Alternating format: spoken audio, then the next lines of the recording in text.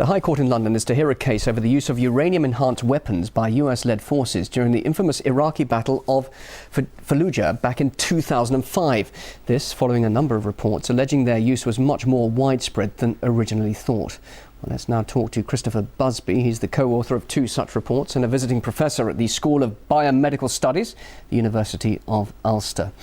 And Christopher, thanks very much indeed for joining us. Before we start, I would just like to give a warning that we will be showing some images during this interview that some viewers may find disturbing. Before we talk about your latest investigation, can you just remind us what you found in the first study you carried out? Yes, the first study was an epidemiological study, and we found extraordinarily high levels of cancer, very high levels of birth defects, and we also found a change in the sex ratio, in the ratio of boys to girls, which appeared to begin after the Battle of Fallujah in 2004. But we didn't look for any of the causes. And when you did look for the causes, that led you to your next investigation. What did you find? Well, in the latest study, what we did was we looked in the hair of 25 mothers and 25 fathers of children with congenital anomalies. And what we found was we looked at 52 elements, so we looked at all the possible elements that could be in the hair, and we found high levels of strontium and calcium and aluminium and various innocuous substances. But what we did find was a high level of uranium. We did find a high level of uranium. And that high level of uranium, was it from depleted uranium? Well, no, this was what was surprising. It was not from depleted uranium. It was actually slightly enriched uranium, which was fairly astonishing. As far as it was not something that we really expected, and it led us to believe that the modern military systems use a whole new set of weapons which contain or produce enriched uranium for various reasons, which we're not entirely sure about. Okay, just briefly explain the difference between enriched uranium and depleted uranium, just briefly. Yes. When uranium is mined, then it's refined in such a way that that one of the isotopes, U-235, which is used in nuclear power stations and in atom bombs, is separated from the rest of the uranium. And the rest of the uranium, which doesn't contain so much U-235, is called depleted uranium and is a sort of waste product.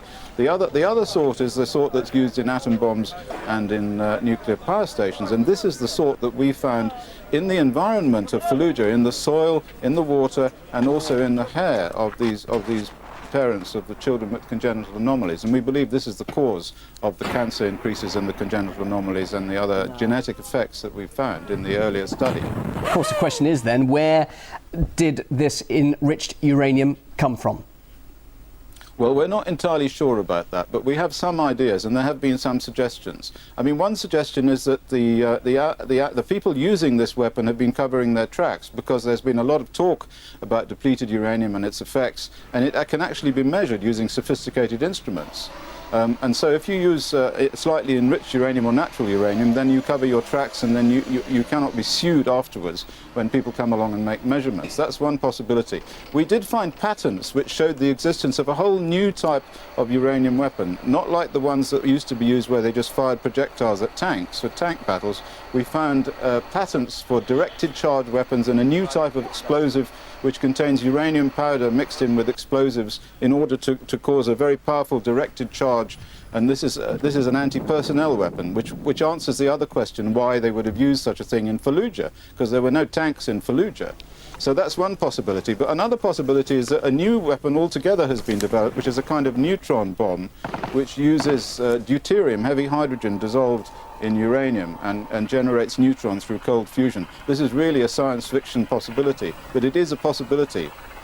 But it seems to me that both have the same effect, really. Both are just as damaging as each other. And what you're implying here is that they're saying, no, we didn't use depleted uranium, to the question, did you use that? But in fact, that was a way of covering up the fact that they used enriched uranium. Yes, I think this is the most reasonable suggestion myself. Many of the NGOs in the world have been busily trying to have the depleted uranium weapons banned, and of course that's quite right. They should be banned because they cause all these effects.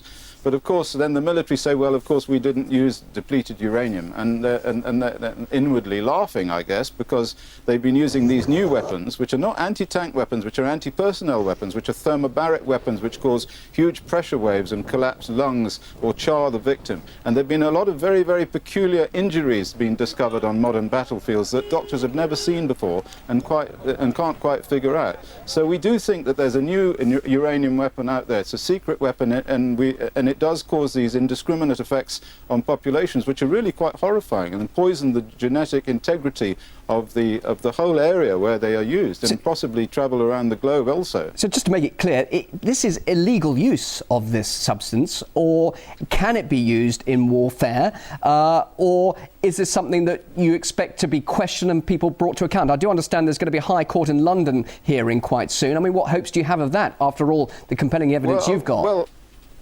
Well, I'm fully behind any sort of court action to bring the people who use this material to justice.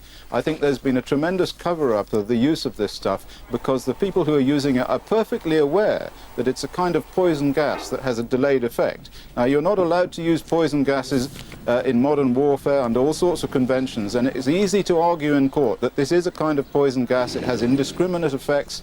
These effects are not immediately apparent, but they're much more terrifying for that because they echo down the whole generations of the people who have been exposed. And these are not people who are combatants, these are people who are non-combatants who live in the area, but also the troops themselves. I mean, we know that the Americans, the Gulf War veterans, have got a high level of congenital malformations in their own children, but the urine measurements that have been made on them show no depleted uranium. So the idea that these congenital malformations have been caused by uranium has been discounted, and this needs to be revisited.